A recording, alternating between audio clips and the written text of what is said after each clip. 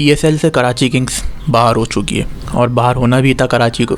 जिस तरीके से कराची के प्लेयर्स ने खेला है तो क्रिकेट तो खेल नहीं रहे थे वो, मेरे ख्याल से मजाक ही कर रहे थे वो, क्रिकेट तो लग नहीं रहा था वो। तो यही एक वजह थी जिसकी वजह से टीम हारी और पीएसएल से बाहर हो गई। और कराची हारी भी क्वेटा से, और क्वेटा ऐसी टीम है जो पिछले 2-3 मैचेस हार ही रही थी और उनको अभी कराची के अगेंस्ट ही जीतना था। उसमें मार्टिन गुप्टिल भी चल गए। गुप्टिल साहब ने 1 सेंचुरी स्कोर करी थी शुरू के मैचेस में शायद, उसके बाद फिर वो इतना चल नहीं पाए, लेकिन अब वो चल गए और वो चले भी कराची के अगेंस्ट हैं। ये सारी चीज़ें होनी थी कराची के अगेंस्ट ही, ये हो तो गई चीज़ें, लेकिन कराची किंग्स जो है वो इस चीज़ को रोक भी तो नहीं पाई और बाहर हो गई। मार्टिन गुप्टिल अगर मार भी रहा है तो उसको कैसे रोकना है, इसकी कोई प्लानिंग की भी थी कि नहीं की थी। टॉस खैर क्वेटा ने जीत लिया, जिसकी वजह से मैच भी जीत लिया क्वेटा ने। और टॉस एक वजह बनी क्वेटा के मैच जीतने की, क्योंकि जो चेस कर रहा टारगेट ज़्यादातर वही टीम मैच जीत रही है। तो इस वीडियो में मैं ये बात नहीं करूँगा कि किसने कितने रन्स बनाए, किसने कैसी बॉलिंग करी और हाई स्कोर किसका था, किसने ज़्यादा विकेट्स लिए। बातें और करते हैं इस वीडियो में आगे, लेकिन इस चैनल को सब्सक्राइब तो कर दीजिए। मोस्ट इम्पॉर्टेंट चीज़ तो यही है, तो चैनल को सब्सक्राइब कर दीजिए और बेल आइकन पर भी क्लिक कर दिएगा। इमाद वसीम के बारे में बात करते हैं। पूरी कराची की टीम एक तरफ और इमाद वसीम साहब एक तरफ। इमाद वसीम एक ऐसे वाइड प्लेयर हैं कराची में जिन्होंने बैटिंग में परफॉर्म किया है, बॉलिंग में नहीं। बॉलिंग में वो इतना खास चल नहीं पाए, बैटिंग बस उनकी अच्छी हो गई। और पूरी कराची की टीम एक तरफ, जिसमें कोई ऐसा एक बैट्समैन है नहीं जिसको ऐसा बोला जाए कि इसने परफॉर्म किया है। इमाद वसीम को ऐसा बोला जा सकता है कि उन्होंने परफॉर्म किया है।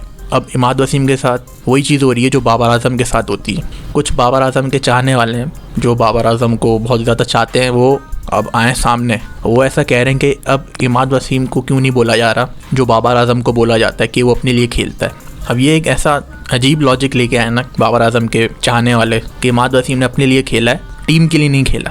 पहले तो बाबर आजम इमाद वसीम के बारे में बात करते हैं कि इन दोनों के अंदर फ़र्क क्या है। एक है डिफेंसिव प्लेयर, एक है अटैकिंग प्लेयर। इमाद वसीम है अटैकिंग प्लेयर, बाबर आजम है डिफेंसिव प्लेयर। ये जो है ना बहुत बड़ा फ़र्क है, ये कोई आम सी बात नहीं है। तो बाबर आजम साहब का क्या है कि जब वो परफॉर्म कर रहे होते हैं, खेल रहे होते हैं, तो वो स्कोर कर देते हैं, लेकिन टीम के जो दूसरे प्लेयर हैं वो उनका साथ नहीं दे पाते हैं। तो आपने स्कोर कार्ड में भी देखा होगा कि बाबर आजम का जो स्कोर है सबसे हाई है, वो टॉप पे आते हैं, बाकी पूरी टीम नहीं चल पाती। यही इमाद वसीम के साथ हो रहा है। इमाद वसीम ने परफॉर्म तो किया, लेकिन कोई दूसरा प्लेयर उनको सपोर्ट नहीं कर रहा, जिसकी वजह से मैच जीता जाए।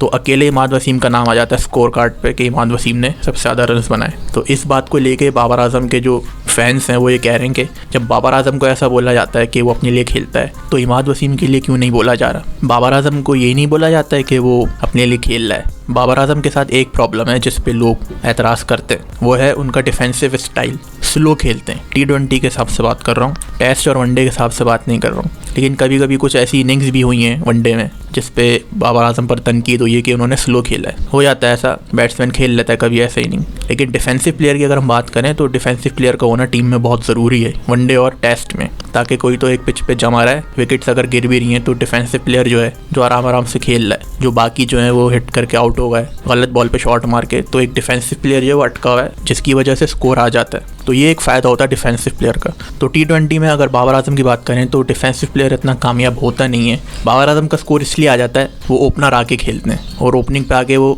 बस स्कोर कर देते हैं। T20 में अगर हम बाबर आजम की बात करें तो वो ओपनिंग पे आते हैं और ओपनिंग पे आके वो स्कोर कर देते हैं अपने हिसाब से जितना उनसे होता है। लेकिन अगर हम बाबर आजम को मिडल ऑर्डर पे भेज दें, 4th डाउन पे भेज दें, तो अगर सपोज कर लीजिए 5 ओवर बचें, तो क्या बाबर आजम उस तरीके से हिटिंग कर पाएंगे जिस तरीके से इमाद वसीम करते हैं मिडिल ऑर्डर पे आके? वो नहीं कर सकते बाबर आजम। इसलिए बाबर आजम की जो बैटिंग पोजीशन है वो ओपनिंग और फर्स्ट डाउन ही रहेगी, जिस पे वो आके थोड़ा बहुत खेल लेते हैं और स्कोर कर देते हैं। लेकिन T20 में शुरू में अगर पावर प्ले में ज़्यादा रन्स आ जाएँ तो प्रेशर कम हो जाता है, उसके लिए हिटिंग करने वाले ही चाहिए होते हैं ओपनर पे। तो बाबर आजम अगर 1 डाउन आ जाए तो भी सही रहेगा T20 में। वनडे और टेस्ट में तो वो सही खेलते हैं। तो इमाद वसीम अटैकिंग प्लेयर हैं और उनसे जितना हो सका उन्होंने किया टीम के लिए और अच्छा परफॉर्म किया, अच्छी बैटिंग करी। और कुछ तो ऐसे मैचेस हैं जो एंड तक इमाद वसीम लेके गए। तो इमाद वसीम पे जो तनकीद हो रही है वो गलत है, और ये सिर्फ वो बाबर आजम के जो चाहने वाले हैं वही ऐसी बातें कर रहे हैं। लेकिन कराची किंग्स का क्या, वो तो बाहर हो गई, उस पर क्या कहें। अब टीम की जो मैनेजमेंट है उस पर सारा ब्लेम जा रहा है और वसीम अकरम साहब के ऊपर सारी बातें जा रही हैं कि उनकी वजह से ऐसा हुआ है।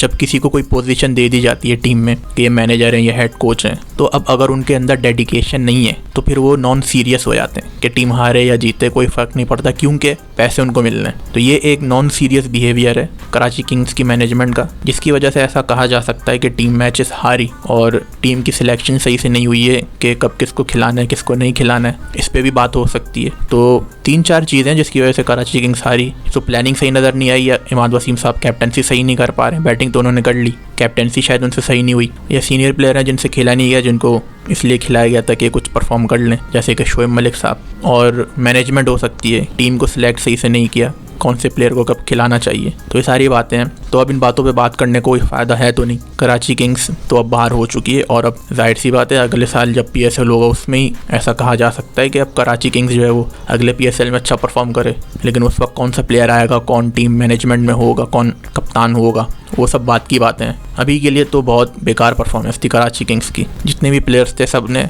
ऐसे ही बस एवरेज परफॉर्म किया है। आमिर की बात करें तो उन्होंने बाबर आजम को और हारिस को आउट करके उस परफॉर्मेंस को तो सेलिब्रेट कर लिया केक काट के।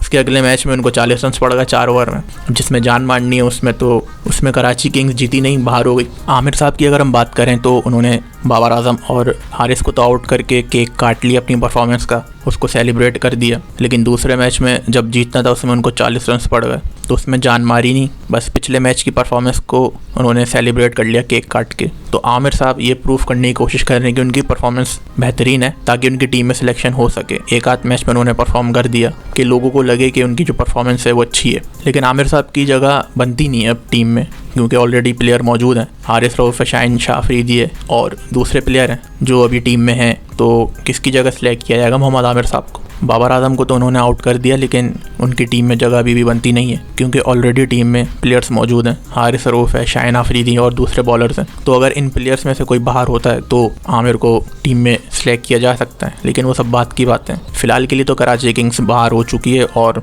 बिल्कुल ही बेकार परफॉर्मेंस थी कराची किंग्स की। क्या ये अप्रिशिएट करें? सिर्फ 1-2 प्लेयर हैं जिनको अप्रिशिएट किया जा सकता है, जिनमें इमाद वसीम भी है। बाकी जो दूसरी टीम्स हैं ऑलरेडी इस्लामाबाद और लाहौर कलंदर क्वालिफाई कर चुकी हैं। तो आगे देखते हैं कि क्या होता है। इस चैनल को सब्सक्राइब कर दिएगा और बेल आइकन पर भी क्लिक कर दिएगा।